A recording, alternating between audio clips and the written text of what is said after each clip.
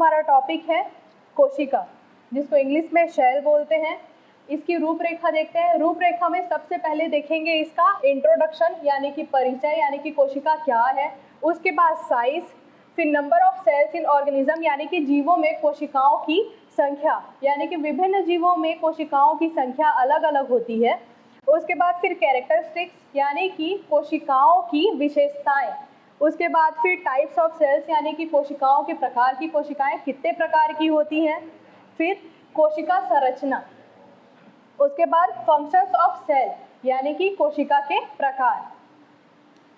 तो सबसे पहले देखते हैं कोशिका का परिचय कि कोशिका क्या है। सबसे पहले देखते हैं सेल की खोज ब्रिटिश वैज्ञानिक रॉबर्ट हुक ने 1665 में यानी कि 1665 में की थी। उन्होंने अपने खुद के बनाए माइक्रोस्कोप से कॉर्क के टुकड़े में कोशिका को देखा और उनमें छत्ते जैसे डिब्बे को देखा, उसमें उन्हें कोशिका का नाम दिया।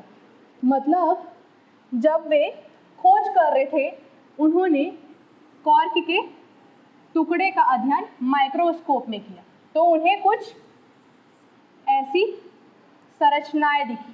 कैसी? मधुमक्खी के छत्ते जैसे। इन संरचनाओं को देखकर उन्होंने उसे नाम दिया सेल, जिसे हम बोलते हैं कोशिका। फिर कोशिका जीवन की आधारभूत संरचनात्मक एवं कार्यात्मक इकाई है। कोशिका क्या है? तो कोशिका हमारे जीवन की आधारभूत और संरचनात्मक इकाई है। ये हमारे शरीर को संरचना प्रदान करती है और कार्यों के निर्वहन में हमारी मदद करती है। उसके बाद सभी जीवों में कोशिका पाई जाती है। जैसे कि हमने बताया, कोशिका जीवन की कार्यात्मक और संरचनात्मक इकाई है। हमारा शरीर कोशिकाओं से मिलकर बना हुआ है। कोशिकाएं मिलकर ऊतक बनाती है, ऊतक मिलकर अंग बनाते हैं। तो जो ये कोशिका है ये सारे सजीवों में पाई जाती है, चाहे वो पेड़ पौधे हो, चाहे वो बैक्टीरिया यानी कि जीवाणु हो। मनुष्य, हमारा शरीर भी किससे मिलकर बना हुआ है? कोशिकाओं से मिलकर बना हुआ है। उदाहरण जैसे कि मैंने बताया, कोशिकाएं किन किन में पाई जाती हैं? सारे सजीवों में। सजीवों में कौन कौन से आते हैं? पौधे, मनुष्य, और बैक्टीरिया में भी पाया जाता है, जानवरों में भी पाया जाता है। कोशिका के भीतर वे सारी क्रियाएं होती हैं जो किसी भी जीव को जीवन प्रदान करने में सहायक है। जैसे कि मैंने बताया, सारे जीवों में पाया जाता है कोशिका। तो जीवन को जिन जीवों में जीवन होता है या जीवन में सहायता करती है या जीवन प्रदान करती है, कौन? कोशिका। क्योंकि कोशिका से कोशिका मिलकर बने हैं ऊतक, ऊतक से बना है अंग। फिर नेक्स्ट देखते हैं, ये कोशिका है और ये कोशिका के अंदर के भाग हैं। ये पूरा कोशिका, और कोशिका को काटने के बाद अंदर के जो भाग दिख रहे हैं ये कोशिका के अलग अलग भाग हैं। उसके बाद देखेंगे साइज ऑफ कोशिका यानी कि कोशिकाओं का प्रकार। अलग अलग जीवों में कोशिकाओं का प्रकार, कोशिकाओं की साइज, कोशिकाओं का आकार अलग अलग होता है। जैसे कि देखते हैं कोशिका का आकार माइक्रोन। माइक्रोन क्या है? मीटर का 10 लाखवां भाग को क्या बोलते हैं? माइक्रोन में मापा जाता है। और एक जीवाणु कोशिका का व्यास, जीवाणु कोशिका यानी कि जो बैक्टीरिया है उसकी जो कोशिका है, जीवाणु क्या है? एक कोशिकीय जीव है, उसमें एक ही कोशिका पाई जाती है। उसके कोशिका का व्यास लगभग 1 माइक्रोन होता है। उसके बाद मनुष्य में पाए जाने वाली सबसे छोटी कोशिका कौन सी कोशिका है? अगर क्वेश्चन आए मनुष्य में पाई जाने वाली सबसे छोटी कोशिका कौन सी कोशिका है, तो वो है लाल रक्त कोशिका यानी कि रेड ब्लड सेल्स, जिसका व्यास 6 माइक्रोन तक होता है। उसके बाद फिर मानव शरीर में अंडा कोशिका सबसे बड़ी कोशिका है। अंडा कोशिका क्या है? महिलाओं में अंडाणु का निर्माण होता है, उसे क्या? अंड कोशिका है। सबसे बड़ी कोशिका कौन सी है मनुष्य में? तो अंड कोशिका। और सबसे लंबी कोशिका अगर आए क्वेश्चन कि मनुष्य शरीर में सबसे लंबी कोशिका कौन सी है, तो मनुष्य शरीर में सबसे लंबी कोशिका है तंत्रिका कोशिका। ठीक, सबसे छोटी लाल रक्त कोशिका, सबसे बड़ी अंड कोशिका और सबसे लंबी तंत्रिका कोशिका।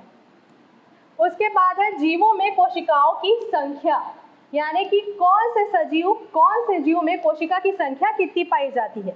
तो 2 प्रकार के जीव होते हैं, एक कोशिकीय जीव और दूसरा बहुकोशिकीय जीव। जैसे कि नाम से पता चल रहा है, एक कोशिकीय जीव यानी कि वे जीव जिनमें केवल एक कोशिका पाई जाए, केवल एक सेल प्रेजेंट हो, वो क्या है? एक कोशिकीय जीव, और जिनमें एक से अधिक या बहुत सारे क्या पाया जाए, कोशिका पाया जाए, वे है बहुकोशिकीय जीव। बहुकोशिकीय जीव में कौन आते हैं, हम, यानी कि मनुष्य, जानवर, पेड़ पौधे, ये सब में क्या बहुत सारी कोशिकाएं होती है। और एक कोशिकीय जीव जैसे कि बैक्टीरिया, प्रोटोजोआ, मनुष्य में लगभग 60 से 90 खरब कोशिकाएं पाई जाती है। 60 से 90 खरब, किसमें, जो मनुष्य 80 किलो का है या 80 किलो के अंदर है, उसमें 60 से 90 खरब कोशिकाएं पाई जाती। यूकैरियोटिक कोशिका, यूकैरियोटिक कोशिका का, यूकैरियोटिक कोशिका में नाभिक नाभिकीय झिल्ली के भीतर संलग्न होता है। इसमें यूकैरियोटिक कोशिका में जो नाभिक होगा उसके चारों ओर नाभिकीय झिल्ली पाई जाएंगी। नाभिकीय झिल्ली का आवरण होगा, नाभिकीय झिल्ली के अंदर स्थित होगा इसका नाभिक। उसके बाद यूकैरियोटिक कोशिका में माइटोकॉन्ड्रिया होता है। माइटोकॉन्ड्रिया क्या बोलते हैं, कोशिका का पावर हाउस। याद रखिएगा, यूकैरियोटिक मतलब यूकैरियोटिक कोशिका में माइटोकॉन्ड्रिया पाया जाता है। कोशिका का पावर हाउस किसे बोलते हैं, तो माइटोकॉन्ड्रिया को। यूकैरियोटिक कोशिका में फ्लैजिला और सीलिया गतिशील अंग होते हैं, यानी कि कोशिका जिन अंगों के सहारे एक स्थान से दूसरे स्थान जाती है, या फिर गतिशील होती है, या फिर चलती है, ट्रांसपोर्ट होता है, किसके द्वारा होता है, फ्लैजिला या सीलिया के द्वारा। तो फ्लैजिला कैसे दिखता है,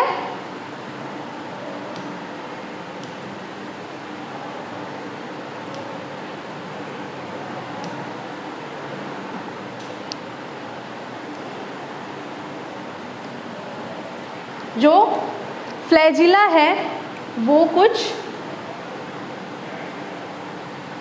ऐसा दिखता है। कैसे, मान लीजिए ये सेल है, तो सेल में एक जगह कुछ ऐसी लंबी संरचना, एक लंबी अंग होंगी, ये क्या होगा, यही है फ्लैजिला। और जो सीलिया है, सीलिया ऐसे छोटे छोटे रेशे के समान संरचना होती है, जो गति में या एक स्थान से दूसरे स्थान जाने में कोशिका की मदद करता है। तो ये बड़ा वाला क्या हुआ, फ्लैजिला, और ये छोटे छोटे हैं सीलिया, या पिली भी बोलते हैं, इसे क्या बोलते हैं, पिली। उसके बाद कोशिका भित्ति यूकैरियोटिक कोशिका की सबसे बाहरी परत होती है। यूकैरियोटिक कोशिका की सबसे बाहरी परत है, वो कौन सी परत है, कोशिका भित्ति। उसके बाद कोशिकाएं माइटोसिस नामक प्रक्रिया द्वारा विभाजित होती हैं। कोशिकाओं का विभाजन होता है, वो किस प्रक्रिया के द्वारा होता है, यूकैरियोटिक कोशिकाओं में माइटोसिस प्रक्रिया द्वारा।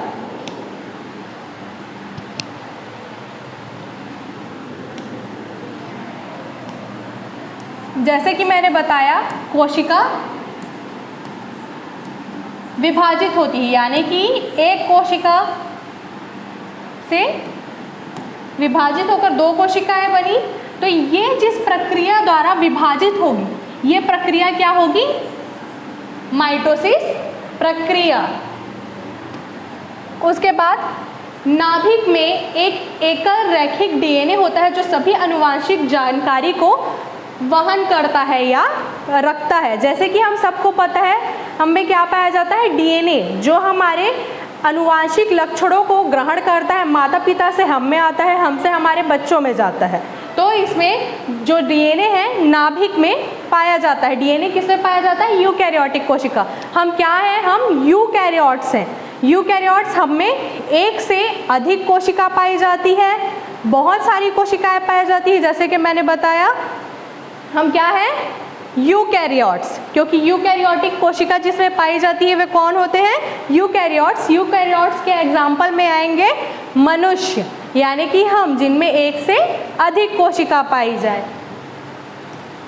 उसके बाद ये डायग्राम है यूकैरियोटिक कोशिका का। तो इसमें क्या पाया जाएगा, माइटोकॉन्ड्रिया, पावर हाउस, जैसे कि मैंने बताया, राइबोसोम। इसमें कौन से यूकैरियोट्स में कौन से प्रकार के कोशिका पाए जाते हैं, 80S प्रकार के। प्रोकैरियोट्स में 70S प्रकार के, और यूकैरियोट्स में 80S प्रकार के राइबोसोम्स पाए जाते हैं। ये साइटोप्लाज्म है, ये गोल्जी अपार्टस, जिसे हिंदी में क्या बोलते हैं, गाल्जी काय। उसके बाद ये सेंट्रियोल है। सेल मेम्ब्रेन, जैसे कि मैंने बताया, क्या सेल मेम्ब्रेन, कोशिका झिल्ली किसमें पाई जाती है? यूकैरियोट्स में सबसे बाहरी परत। उसके बाद न्यूक्लियस, न्यूक्लियस यानी कि नाभिक या केंद्रक, जो किससे घिरी हुई होती है? हमने पढ़ा था नाभिक झिल्ली से। कोशिका झिल्ली, कोशिका झिल्ली क्या है? कोशिका की जो बाहरी परत होती है वे कोशिका झिल्ली है। ये कोशिका को सहारा प्रदान करती है, कोशिका के अंदर और बाहर जाने वाले पदार्थों की आवाजाही को नियंत्रित करती है। इसे प्लाज्मा झिल्ली भी बोलते हैं।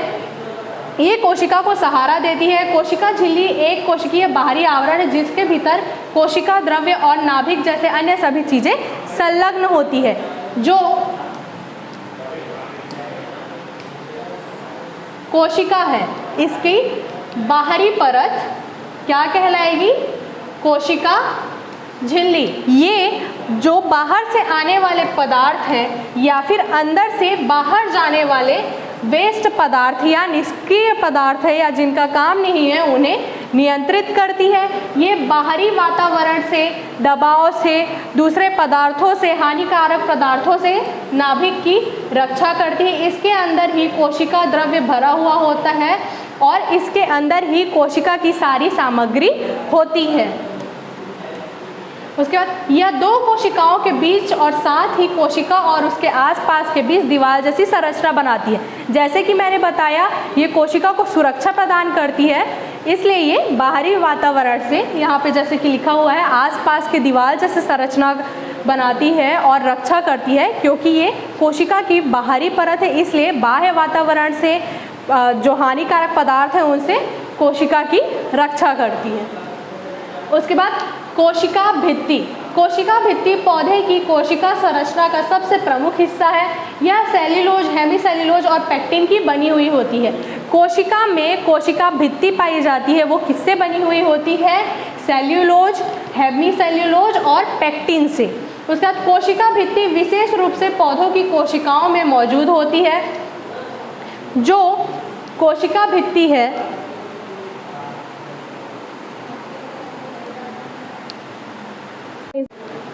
कोशिका भित्ति, कोशिका भित्ति क्या है? कोशिका में पाई जाने वाली भित्ति को, बाहरी आवरण को कोशिका भित्ति बोलते हैं। यह विशेष रूप से पौधों में पाया जाता है। ये कोशिका भित्ति किन किन से मिलकर बनी हुई होती है? सेल्यूलोज, हेमीसेल्यूलोज और पेक्टिन। यह कोशिका झिल्ली के चारों ओर एक कठोर और सख्त संरचना होती है। कोशिका भित्ति के चारों ओर की कठोर और सख्त संरचना क्या बोलते हैं? कोशिका भित्ति। यह भी कोशिका की बाहरी वातावरण से रक्षा करती है। यह कोशिकाओं के आकार और सहारा प्रदान करती है और उन्हें यांत्रिक झटकों और चोटों से बचाती है। कोशिका के बाहर कोशिका भित्ति कोशिका को बाहरी वातावरण, बाहर से मिलने वाले झटकों और यांत्रिक चोट से उसकी रक्षा करती है और कोशिका की शेप को, यानी कि जो उसका आकार है, उसको बनाए रखने में कोशिका की मदद करती है। उसके बाद साइटोप्लाज्म, साइटोप्लाज्म एक गाढ़ा पारदर्शी जेली जैसा पदार्थ होता है जो कि कोशिका झिल्ली के अंदर मौजूद होता है। कोशिका झिल्ली के अंदर मौजूद जो द्रव के समान चिपचिपा पदार्थ पाया जाता है उसे साइटोप्लाज्म कहते हैं। कोशिका के भीतर अधिकांश रासायनिक अभिक्रिया इसी साइटोप्लाज्म में होती है। यानी कि जो कोशिका है उसके अंदर जितनी केमिकल रिएक्शंस या जितनी रासायनिक अभिक्रियाएं हैं वो किसके अंदर होंगी? तो साइटोप्लाज्म के अंदर होगी। साइटोप्लाज्म क्या है? तो साइटोप्लाज्म कोशिका के अंदर भरा हुआ द्रव्य है जो फैला हुआ होता है। उसके बाद कोशिका अंग जैसे एंडोप्लाज्मिक रेटिकुलम, रिक्तिकाएं, माइटोकॉन्ड्रिया, राइबोसोम सब इसी साइटोप्लाज्म में